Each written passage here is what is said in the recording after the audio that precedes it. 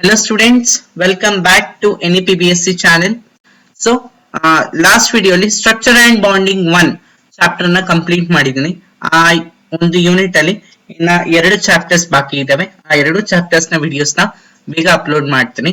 So ಆ video ಅಲ್ಲಿ ಹೇಳಿದಾಗೆ ನಾನು ಏನ್ ಹೇಳಿದ್ದೆ ಅಂದ್ರೆ, ಸೊ ನಿಮ್ಮ ಒಂದು ಸಿಲೆಬಸ್ ಅಲ್ಲಿ ಎರಡು ಪಾರ್ಟ್ಸ್ ಆಫ್ ಕೆಮಿಸ್ಟ್ರಿ ಇಟ್ಟಿದ್ದಾರೆ ಅಲ್ವಾ. ಒಂದು ಫಿಸಿಕಲ್, ಇನ್ನೊಂದು ಇನ್ಆರ್ಗ್ಯಾನಿಕ್ ಕೆಮಿಸ್ಟ್ರಿ ಅಂತ. ಸೊ ಇನ್ಆರ್ಗ್ಯಾನಿಕ್ ಅಲ್ಲಿ ನಾನು already structure and bonding 1 start ಮಾಡಿದ್ದೀನಿ. ಸೊ ಈಗ ಫಿಸಿಕಲ್ ಕೆಮಿಸ್ಟ್ರಿಯಲ್ಲಿ ನಾನು ಥರ್ಡ್ ಯೂನಿಟ್ ನ ಫಸ್ಟ್ ಚಾಪ್ಟರ್ ಥರ್ಮೋಡೈನಮಿಕ್ಸ್ ನ ಚಾಪ್ಟರ್ ಅನ್ನ ಸ್ಟಾರ್ಟ್ ಮಾಡ್ತೀನಿ. ಚಾಪ್ಟರ್ ನೇಮ್ ಬಂದು ಫಸ್ಟ್ ಲಾ ಆಫ್ ಥರ್ಮೋಡೈನಮಿಕ್ಸ್ ಅಂತ. ಸೊ ಏನಿದೆ ಈ ಚಾಪ್ಟರ್ ಅಲ್ಲಿ, ವಾಟ್ ಇಸ್ ಥರ್ಮೋಡೈನಮಿಕ್ಸ್, ಮತ್ತೆ ಅದರ ಒಂದು ಕೆಲವೊಂದು ಬೇಸಿಕ್ ಕಾನ್ಸೆಪ್ಟ್ಸ್ ಯಾವ್ದು ಥರ್ಮೋಡೈನಮಿಕ್ಸ್ ಅಲ್ಲಿ ನಾವು ತಿಳ್ಕೊಬೇಕಾಗಿರುವಂತದ್ದು. ನೆಕ್ಸ್ಟ್ ನಾವು ಥರ್ಮೋಡೈನಮಿಕ್ಸ್ ಅಲ್ಲಿ ಲಾಸ್ ಅನ್ನ ಡಿಸ್ಕಸ್ ಮಾಡ್ಬೇಕಾದ್ರೆ ಎಂಥಾಲ್ಪಿ ಅಂದ್ರೆ ಏನು, ಎಂಟ್ರೋಪಿ ಅಂದ್ರೆ ಏನು, ಸೊ ಈ ರೀತಿ ಹಲವೊಂದಷ್ಟು ಬೇಸಿಕ್ ಕಾನ್ಸೆಪ್ಟ್ಸ್ ಬರುತ್ತೆ. There are various basic concepts in thermodynamics. Let us see one by one. So let's start. What is thermodynamics? First, let us study what is thermodynamics. Okay, na? Thermodynamics anta heldaga, thermo means heat, dynamics means flow of heat. Okay, na?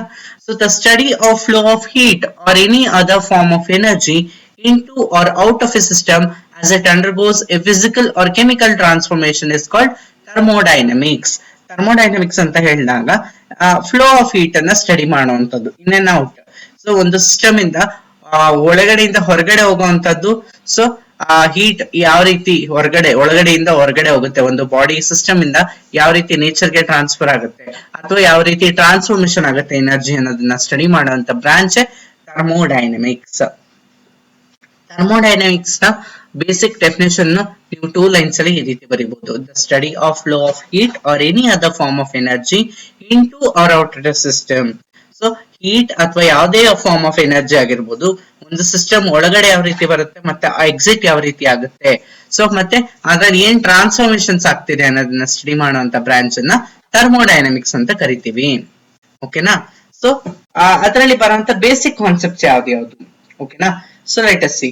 First one, system ಅಂದ್ರೆ ಏನು. ಓಕೆನಾ. ಈಗ thermodynamics study ಮಾಡ್ಬೇಕು ಅಂದಾಗ ನಮ್ಗೆ ಒಂದು system ಬೇಕೇ ಬೇಕು. ಓಕೆನಾ.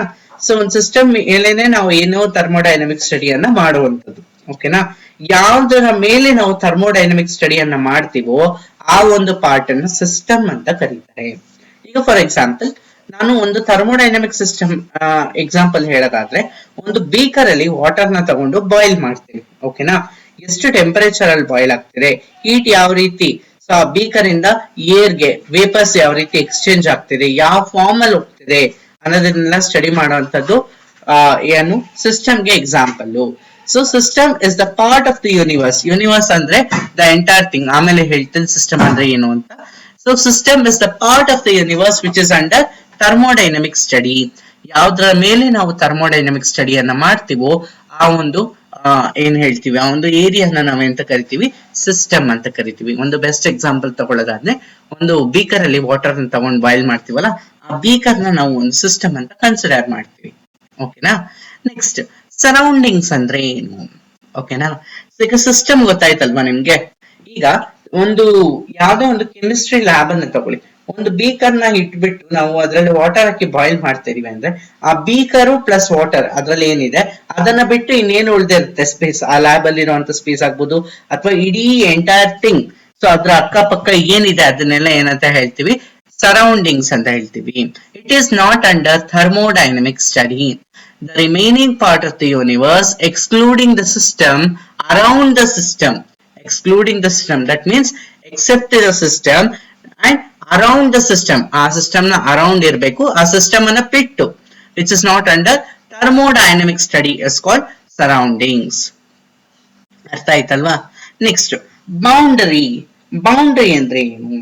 ಈಗ ನನ್ನ ಹತ್ರ ಆಲ್ರೆಡಿ ಹೇಳ್ದೆ, ಒಂದು ಎಕ್ಸಾಂಪಲ್ ತಗೊಂಡೆ. ಫಸ್ಟ್ ಅಲ್ಲೇ ಬಾಯ್ಲಿಂಗ್ ವಾಟರ್ ಇನ್ ಬೀಕರ್ ಅಂತ ಹೇಳ್ಬಿಟ್ಟು ಹೇಳ್ದೆ. ಅದ್ರ ಒಳಗಡೆ ಪ್ರೋಸೆಸ್ ನಡೀತಿದೆ, ರೈಟ್. ಬೀಕರ್ ನ ಒಳಗಡೆ ಪ್ರೋಸೆಸ್ ನಡೀತಿದೆ, ಬೀಕರ್ ನ ಹೊರಗಡೆ ಏನಿದೆ, ಸರೌಂಡಿಂಗ್ಸ್ ಇದೆ. ಆ ಬೀಕರ್ ವಾಲ್ ಇದೆಯಲ್ವಾ, ಆ ಬೀಕರ್ ವಾಲ್ ಇಲ್ಲಿ ಸರ್ಫೇಸ್ ಆಗಿ ಆಕ್ಟ್ ಮಾಡುತ್ತೆ. ಆ ಸರ್ಫೇಸ್ ಅನ್ನೇ ನಾವೇಂತ ಹೇಳ್ತೀವಿ, ಬೌಂಡರಿ ಅಂತ ಕರಿತೀವಿ. ಬೌಂಡರಿ ಕೆಲಸ ಏನಪ್ಪಾ ಅಂದ್ರೆ, it separates the system and the surroundings. ಓಕೆನಾ. ಸಿಸ್ಟಮ್ ಮತ್ತೆ ಸರೌಂಡಿಂಗ್ಸ್ ಅನ್ನ ಸೆಪರೇಟ್ ಮಾಡುವಂತ ವಾಲ್ ನ ನಾವೇಂತ ಕರಿತೀವಿ, ಬೌಂಡರಿ ಅಂತ ಕರಿತೀವಿ. ಓಕೆನಾ. ನೆಕ್ಸ್ಟ್ ಫೇಸ್ ಅಂದ್ರೆ ಏನು, what you mean by phase? So phase ಅಂತ ಹೇಳಿದಾಗ ಸೆಪರೇಟ್ ಮಾಡೋದಕ್ಕೆ ಆಗ್ಬೇಕು ಆ ರೀತಿ part of the system, the part of a system which is physically distinct and mechanically separable. ಓಕೆನಾ, ಸೆಪರೇಬಲ್ ಆಗ್ಬೇಕು ಮತ್ತೆ ಡಿಸ್ಟಿಂಕ್ಟ್ ಆಗಿರ್ಬೇಕು ಅಂತ ಒಂದು ಎಂತ ಹೇಳ್ತೀವಿ, ಪೋರ್ಷನ್ ನಾವೆಂತ ಕರಿತೀವಿ, ಫೇಸ್ ಅಂತ ಕರಿತೀವಿ. ಓಕೆನಾ. Next universe. ಇಲ್ಲಿ ಒಂದು ಸ್ಮಾಲ್ ಡಯಾಗ್ರಾಮ್ ಇದೆ, ಆ ಡಯಾಗ್ರಾಮ್ ನ ಯೂನಿವರ್ಸ್ ಹೇಳ್ಬಿಟ್ಟು ಎಕ್ಸ್ಪ್ಲೇನ್ ಮಾಡ್ತೀನಿ ಯಾವ ರೀತಿ ಅಂತ. ಓಕೆನಾ. ಯೂನಿವರ್ಸ್ ಅಂದ್ರೆ ಏನು, what you mean by universe? Universe ಅಂತ ಹೇಳಿದಾಗ system plus surroundings plus boundary. Simple ಆಗಿ ನೆನ್ಪಿಟ್ಕೋಬೇಕು, system plus surroundings plus boundary, ಈ ಮೂರನ್ನ ಸೇರಿಸಿ ನಾವೇಂತ ಕರಿತೀವಿ, ಯೂನಿವರ್ಸ್ ಅಂತ ಕರಿತೀವಿ. See here on the right I have a diagram, okay na, which depicts the system, boundary and surroundings in both type of system, homogeneous and heterogeneous system. I'll tell you what is homogeneous and what is heterogeneous. First see, if I consider this as the beaker, inna nanu beaker anta ತಗೊಂಡೆ ಅನ್ಕೊಳ್ಳಿ, ಇದರೊಳಗಡೆ ಇರೋದೆಲ್ಲ system ಆಯ್ತು. ಓಕೆನಾ. This beaker wall becomes the boundary and except the system what else is present, it is called surroundings, and this whole thing, surroundings plus system plus boundary, these three are together are called as, what do we say, universe anta kariತೀವಿ. ಓಕೆನಾ. Next there are two types of system, one is homogeneous system and the other is heterogeneous system. Based on the structure there are two types. ಓಕೆನಾ, ಯಾವ ರೀತಿ structure ಇದೆ ಅನ್ನೋದ್ರ ಮೇಲೆ ಎರಡು type ಇದೆ. ಓಕೆನಾ, ಒಂದು ಹೋಮೋಜಿನಸ್ ಸಿಸ್ಟಮ್, ಇನ್ನೊಂದು ಹೆಟಿರೋಜಿನಸ್ ಸಿಸ್ಟಮ್ ಅಂತ ಹೇಳ್ತೀವಿ. ಹೋಮೋಜಿನಸ್ ಸಿಸ್ಟಮ್ ಅಂದ್ರೆ ಯೂನಿಫಾರ್ಮ್ ಆಗಿರ್ಬೇಕು.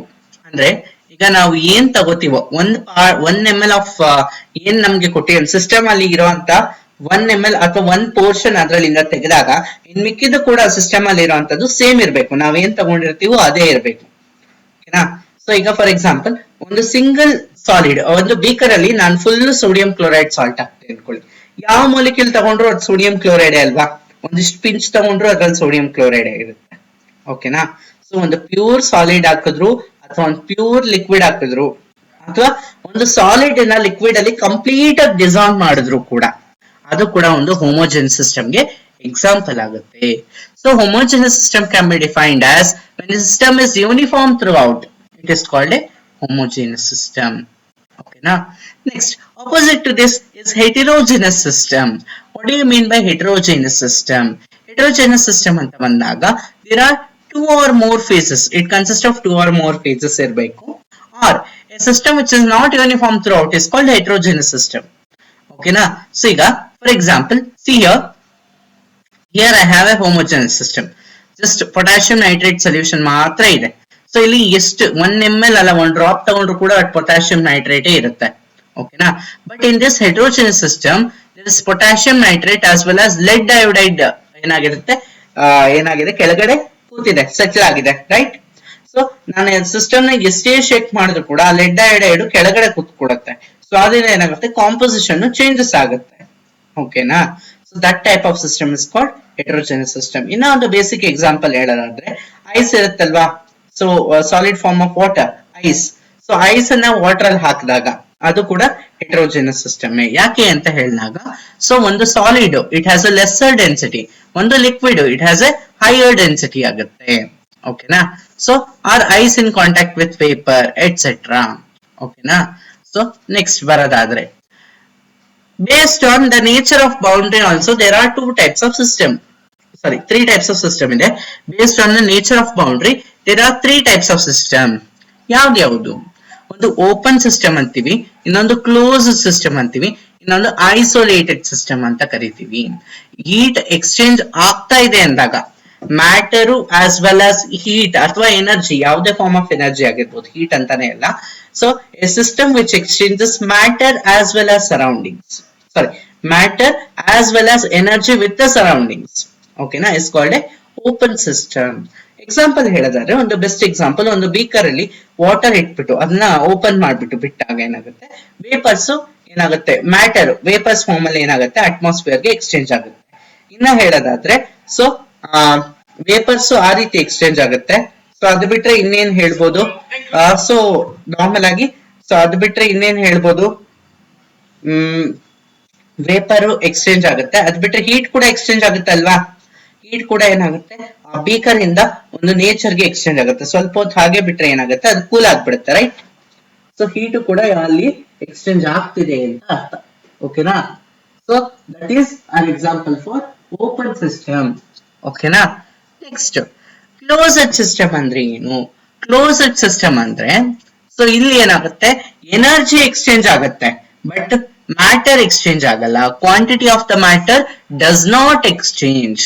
ಓಕೆನಾ.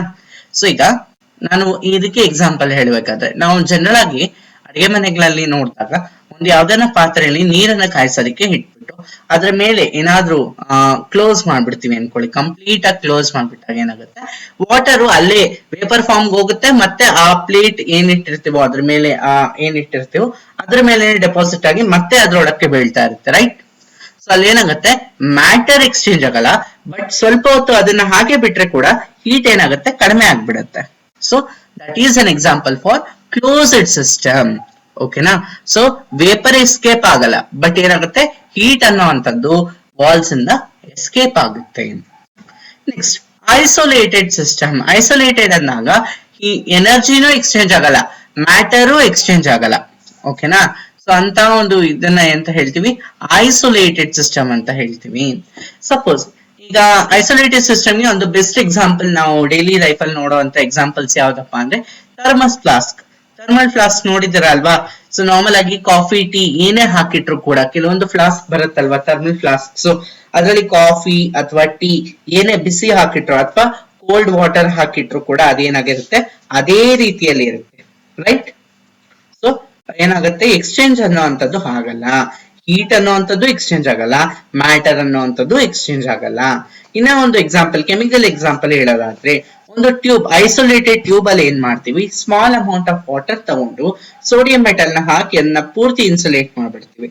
ಸೋಡಿಯಂ ಮೆಟಲ್ ನ ವಾಟರ್ ಹಾಕಿದ ತಕ್ಷಣ it is an exothermic reaction, sodium hydroxide formation ಆಗುತ್ತೆ. That is an exothermic reaction. Exothermic reaction ಆಗಿರೋದ್ರಿಂದ, ಸೊ ಒಂದು ಐಸೋಲೇಟೆಡ್ ಟ್ಯೂಬ್ ಅಲ್ಲಿ ಇರೋದ್ರಿಂದ, ಸಾರಿ ಇನ್ಸುಲೇಟೆಡ್ ಟ್ಯೂಬ್ ಅಲ್ಲಿ ಇರೋದ್ರಿಂದ ಏನಾಗುತ್ತೆ, ಹೀಟ್ ಎಕ್ಸ್ಚೇಂಜ್ ಆಗಲ್ಲ, ಮ್ಯಾಟರ್ ಎಕ್ಸ್ಚೇಂಜ್ ಆಗಲ್ಲ. ಕೊನೆಗೆ ಡ್ಯೂ ಟು ದ ರೆಸಿಸ್ಟೆನ್ಸ್ ಏನಾಗುತ್ತೆ, ಆ ಟ್ಯೂಬೇ ಒಡೆದೋಗುವಂತ ಪರಿಸ್ಥಿತಿ ಬರುತ್ತೆ. ಓಕೆನಾ. ಸೊ ಓಪನ್ ಸಿಸ್ಟಮ್ ಅಂದ್ರೆ ಗೊತ್ತಾಯ್ತು, ಕ್ಲೋಸ್ಡ್ ಸಿಸ್ಟಮ್ ಅಂದ್ರೆ ಗೊತ್ತಾಯ್ತು, ಐಸೋಲೇಟೆಡ್ ಸಿಸ್ಟಮ್ ಅಂದ್ರೆ ಗೊತ್ತಾಯ್ತು ಅಲ್ವಾ. Next macroscopic system and macroscopic properties. Macro means large. ಓಕೆನಾ. ಮ್ಯಾಕ್ರೋಸ್ಕೋಪಿಕ್ ಸಿಸ್ಟಮ್ ಅಂದಾಗ large amount of atoms, ions R molecules ಇದ್ರೆ ಸೊ ಏನ್ ಹೇಳ್ತೀವಿ, ಅಂತ ಒಂದು ಸಿಸ್ಟಮ್ ನ ಮ್ಯಾಕ್ರೋಸ್ಕೋಪಿಕ್ ಸಿಸ್ಟಮ್ ಅಂತ ಕರಿತೀವಿ. ಆ ಒಂದು ಸಿಸ್ಟಮ್ ಜೊತೆ ಅಸೋಸಿಯೇಟ್ ಆಗಿರೋಂತ ಪ್ರಾಪರ್ಟೀಸ್ ನ ಮ್ಯಾಕ್ರೋಸ್ಕೋಪಿಕ್ ಪ್ರಾಪರ್ಟೀಸ್ ಅಂತ ಕರಿತೀವಿ. ಈಗ ಲಾರ್ಜ್ ಅಮೌಂಟ್ ಆಫ್, ಹತ್ರ ಒಂದು ದೊಡ್ಡ ಪಾತ್ರೆ ಇದೆ, ಅದ್ರಲ್ಲಿ ಲಾರ್ಜ್ ಅಮೌಂಟ್ ಆಫ್ ವಾಟರ್ ಇದೆ, ಲಾರ್ಜ್ ವಾಲ್ಯೂಮ್ ಆಫ್ ವಾಟರ್ ಇದೆ. ಸೊ ಓಕೆನಾ. ಸೊ ಅದ್ರಲ್ಲಿ ಎಷ್ಟು ಲಾರ್ಜ್ ನಂಬರ್ ಆಫ್ ಏನು ವಾಟರ್ ಇದೆ, ಸೊ ಅದ್ರ ಮೇಲೆ ನಾನು ಥರ್ಮೋಡೈನಮಿಕ್ ಸ್ಟಡಿಯನ್ನ ಮಾಡ್ತೀನಿ ಎಂದಾಗ ಅದು ಒಂದು ಮ್ಯಾಕ್ರೋಸ್ಕೋಪಿಕ್ ಸಿಸ್ಟಮ್ ಆಗುತ್ತೆ. ಓಕೆನಾ.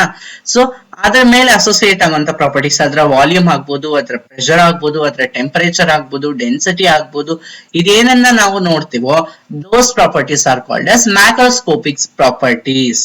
ಓಕೆನಾ. ಸೊ ಬಲ್ಕ್ ಆಫ್ ಮ್ಯಾಟರ್ ಜೊತೆಗೆ ಅಸೋಸಿಯೇಟ್ ಆಗಿರುವಂತ ಪ್ರಾಪರ್ಟೀಸ್ ನ ಮ್ಯಾಕ್ರೋಸ್ಕೋಪಿಕ್ ಪ್ರಾಪರ್ಟೀಸ್ ಅಂತ ಕರಿತೀವಿ. There are two types of macroscopic properties. One is extensive property and one is intensive property. Macroscopic system ಅಲ್ಲಿ ನೋಡಿದಾಗ, ಮ್ಯಾಕ್ರೋಸ್ಕೋಪಿಕ್ ಪ್ರಾಪರ್ಟೀಸ್ ಅನ್ನ ನೋಡಿದಾಗ, ಸೊ ಒಂದು ಮ್ಯಾಟರ್ ಎಷ್ಟಿದೆ ಮ್ಯಾಟರ್ ಅನ್ನೋದ್ರ ಮೇಲೆ ಕೂಡ ಡಿಪೆಂಡ್ ಆಗುತ್ತೆ ಅಂತದನ್ನ ಎಕ್ಸ್ಟೆನ್ಸಿವ್ ಅಂತ ಕರಿತೀವಿ. ಓಕೆನಾ. ಸೊ ಈಗ ಫಾರ್ ಎಕ್ಸಾಂಪಲ್ ಮಾಸ್ ಅನ್ನೋಂತ ತಗೊಂಡಾಗ ಎಷ್ಟಿದ್ರೆ ತಾನೇ ಅಷ್ಟು ಮಾಸ್ ತೋರಿಸುವಂತದ್ದು. ಮತ್ತೆ ಹೀಟ್ ಕೆಪಾಸಿಟಿ, ಮಾಸ್ ಎಷ್ಟಿದೆ ಅನ್ನೋದ್ರ ಮೇಲೆ, ಕಡಿಮೆ ಇತ್ತು ಅಂದ್ರೆ ಬೇಗ ಹೀಟ್ ಅನ್ನ ಅಬ್ಸರ್ವ್ ಮಾಡ್ಕೊಂಡು ಬೇಗ ಹೀಟ್ ಅನ್ನ ಬಿಡುತ್ತೆ. ಓಕೆನಾ. ಸೊ ನೆಕ್ಸ್ಟ್ ವಾಲ್ಯೂಮ್ ಅಂತ ಹೇಳಿದ್ರೆ ವಾಲ್ಯೂಮ್ ಕೂಡ ಅದೇ ರೀತಿ, ರೈಟ್.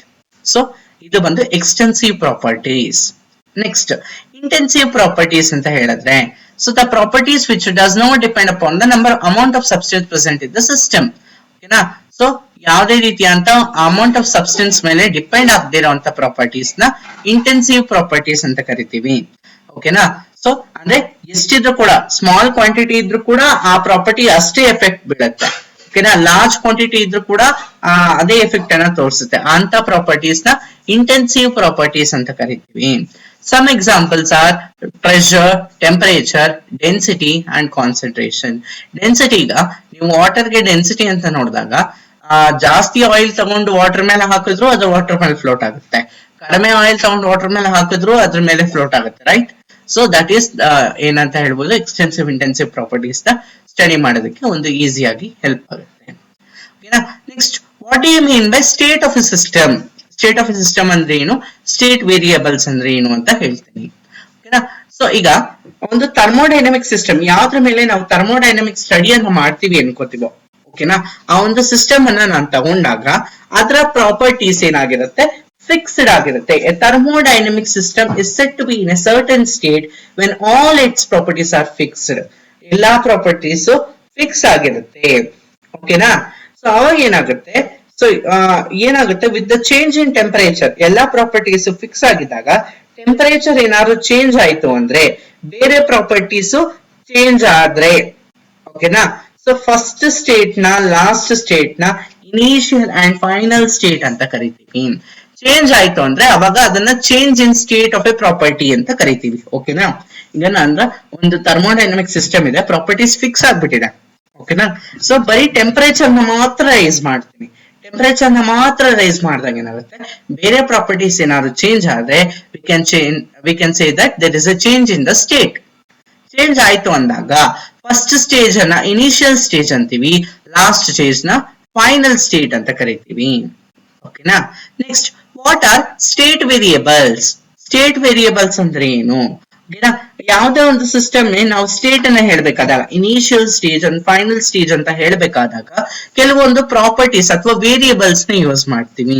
ಆ ಒಂದು ವೇರಿಯೇಬಲ್ಸ್ ನಾವೆಂತ ಕರಿತೀವಿ, state variables. The measurable properties required to describe the state of a system are called state variables. The four most common properties required to describe the state of a system are pressure.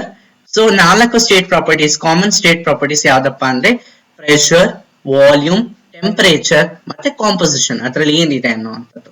Pressure, ಅದ್ರ ಮೇಲೆ ಯಾವ ರೀತಿ pressure ಬೀಳುತ್ತೆ, ಎಷ್ಟು volume ಇದೆ, temperature ಎಷ್ಟಿದೆ, ಮತ್ತೆ composition, ಓಕೆನಾ.